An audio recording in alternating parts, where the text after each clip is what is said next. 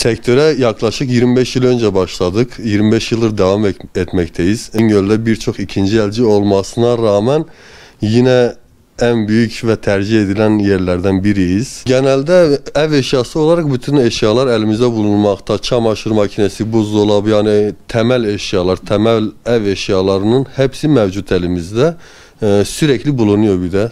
Daha çok aileler bizi tercih ediyor. Öğrenci biraz daha az. Aile, memur, yani bu tip kesimler genelde tercih ediyor ikinci eli. Sıfır ürünlerin çok pahalı olmasından dolayı ikinci el ürünler tercih ediliyor.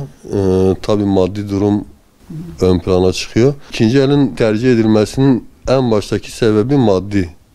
Çünkü sıfır eşyalar ikinci ele göre şu anki duruma göre %300'e kadar bir pahalılık gösteriyor. En çok tercih edilen ürünlerimiz buzdolabı, çamaşır makinesi, bir de tabii kanepe oluyor. Genelde çekyat, kanepe çok tercih edilen ürünler.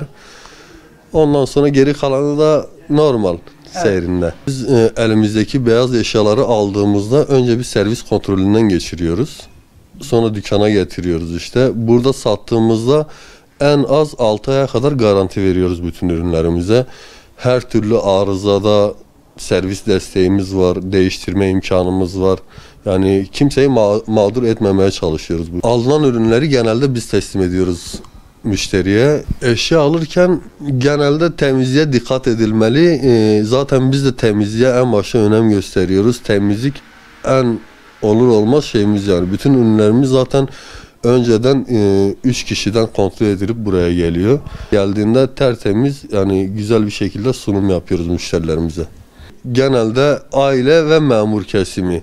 Yani tayin döneminde genelde memurlar çok şey gösterirler. Ondan sonra yerel halk da tabii çok önem gösteriyor bu duruma. Şu an Bingöl'de çok yani feci bir şekilde bir alım var. Yani sıfır alım. Herkes sıfır ürünü alıp ikinci el ürünü satıyor. Şu an mesela bizim satışımız %5'e kadar düştü. Ama alım, dışarıdan alım, eşya alımımız %100'ü bile geçti yani. Yetişemiyoruz. 2-3 gün mesela bir günde aldığımız numaraları 2-3 gün içinde bitiremiyoruz. Alım var dışarıdan ama dışarıya satış yok şu an.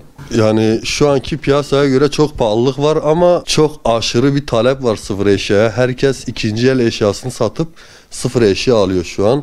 Yani buna bir anlam veremiyoruz. Bizdeki eşya kalabalığı genelde sıfıra olan yoğun talepten dolayı yani elimize çok fazla ikinci el eşya düşüyor. Pahalı olmasına rağmen şu an sıfır ürün aşırı bir taleple gidiyor, yani devam ediyor. Bizim işlerimiz zaten şu an çok düştü ikinci el olarak. Yani dediğim gibi dışarıdan alım çok fazla ama satış neredeyse %5'e kadar düştü yani bu kışın.